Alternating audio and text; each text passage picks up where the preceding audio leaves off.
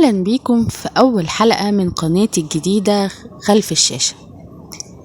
هنا مش هنتكلم عن الطبخ ولا التحديات ولا المقالب، هنا هنتكلم عن الناس اللي بتعمل المحتوى ده، ليه بيعملوا كده، وهل ده تمثيل، وهل في قنوات بقت بتمثل إنها عايشة حياة سعيدة عشان المشاهدات؟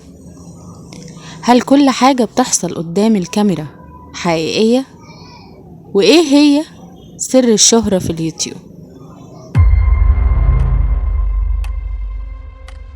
هقول لكم، أنا من الناس اللي بتتفرج كتير على اليوتيوب، لكن كل مرة كنت بتفرج على قناة بيجي في بالي سؤال: هو ده حقيقي؟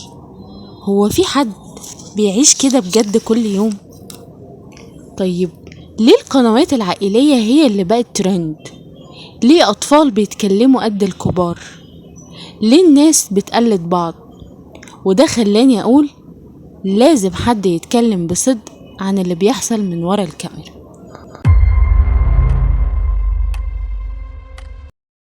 في قناة خلف الشاشة هنتكلم عن حاجة مختلفة من عالم اليوتيوب، هنحلل قنوات شهيرة، هنكشف خفايا المحتوى، ازاي الفيديوهات بتتخطط، وهل في تضليل للمشاهد.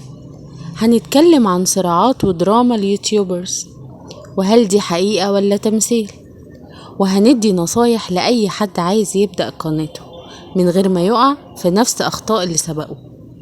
كل ده من غير ما نهاجم حد ولا نحرض ضد حد، لكن هنتكلم بكل صراحة ودايما باحترام. اليوتيوب مش بس مجرد ترفيه، ده بقى شغل وبقى مصدر دخل، وفي ناس كتير بتعيش منه وناس بتقع بسببه. في خلف الشاشة هدفنا نفهم مش نفضح، ننتقد باحترام مش نهجم. لو مهتم بالمحتوى ده دوس لايك وسبسكرايب وفعل الجرس، وسيبلي في التعليقات تحب أبدأ أتكلم عن أنهي قناة، وإيه أكتر حاجة بتستفزك أو بتلفت نظرك في عالم اليوتيوب. أنا مستنياكم وهبدأ معاكم رحلة مختلفة من ورا الكاميرا.